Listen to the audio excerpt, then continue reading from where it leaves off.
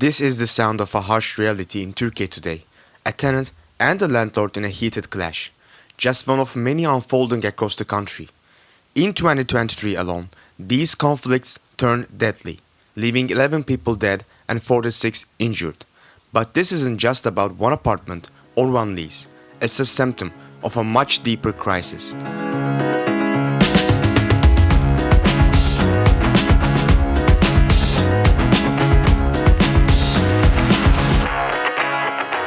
Housing in Turkey has become one of the most pressing economic challenges of our time.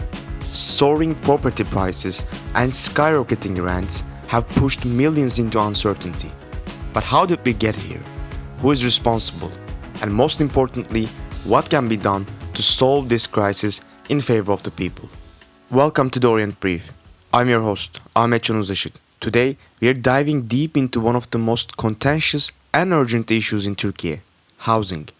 Every week, we hear devastating stories of violent disputes between landlords and tenants, some even ending in tragedy. Courts are flooded with legal battles, and people are growing increasingly hopeless about finding a solution. But to truly understand the scope of this crisis, let's take a step back and look at the numbers. For millions of working-class citizens, homeownership is now just a distant dream. In 2024, the average home price in Turkey skyrocketed to 224 times the monthly minimum wage.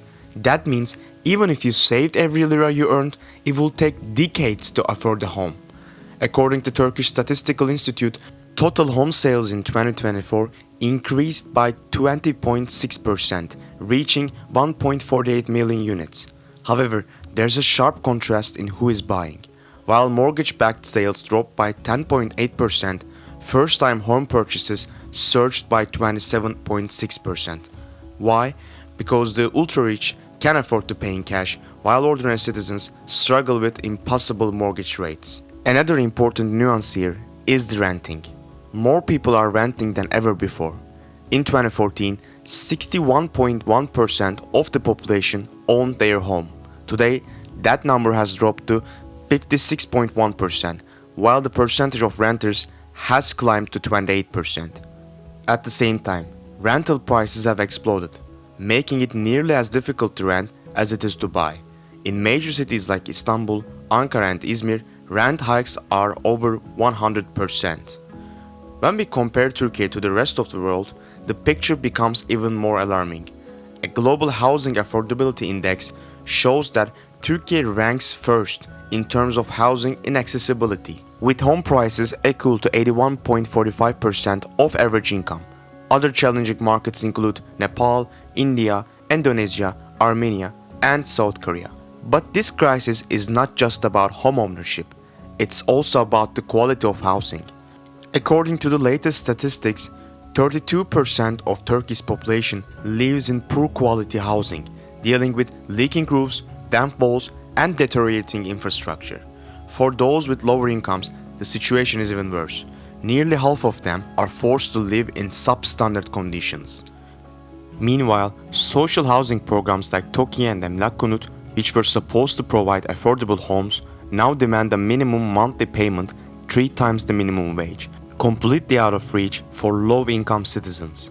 Instead of supporting those in need, these institutions are increasingly catering to high-income buyers, while wealthy investors add more properties to their portfolios.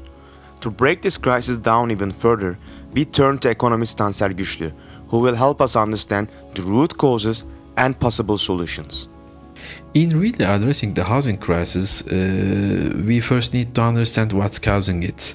But, that's not enough. We have to keep reminding ourselves that housing isn't just a commodity. It's a fundamental human need. So it should always be seen within the framework of the right to shelter. Actually, in Turkey, in recent years, inflation has made the housing crisis even worse. What we mean by, crisis is pretty straightforward. Working class households are spending a growing share of their income on rent, and home ownership is becoming increasingly out of reach. Now, even though house prices have skyrocketed, real house price indices actually show that in real terms prices have been declining in recent months. But here is the thing. Credit is still inaccessible to lower income groups, so that doesn't really solve anything for them. And so this crisis isn't just about rising prices. It has deep structural roots. One of the biggest trends we have seen is the steady decline in home ownership rates in Turkey. Back in 2014, about 61% of people owned their homes. But 2023, in 2023, that number had dropped to 56.2%. While we don't have enough data to say for sure, but this suggests a trend towards monopolization in the housing market. And on top of that, housing isn't just about having a place to live anymore. It's becoming an investment tool for wealthy groups with higher savings, and that makes things worse. Rising income inequality has turned real estate into an investment tool for those who have already money, further concentrating ownership and shifting the balance of power in favor of landlords. And what does that mean for working class households? It means they are losing their bargaining power when it comes to rent, and their disposable incomes aren't keeping up. So even if real house prices stabilize, they are still forced to pay higher and higher rents. So what can be done? Well, first of all, we need broader policies to reduce income inequality. And more specifically, when it comes to housing, the public sector needs to step in and focus on building safe and affordable homes for working class families. And at the same time, these families need better access to low cost credit. And in the short term, there should be higher taxes on multiple home ownership, and there also need to be legal measures to prevent a situation where more and more of people's incomes are swallowed up by rent. And we can't just brush this off and say, oh, it's the free market. The truth is, markets aren't neutral. They are shaped by power struggles, and in this case, landlords with monopolistic control and power are the ones setting the rules. So that's why there needs to be intervention to prevent them from abusing their position, because housing isn't just an investment, it's a basic human right, and we need policies that reflect that.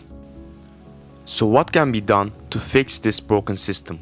As Tansel Güçlü pointed out, the government must take action to tackle the broader income crisis and focus on building safe and affordable homes for working class families.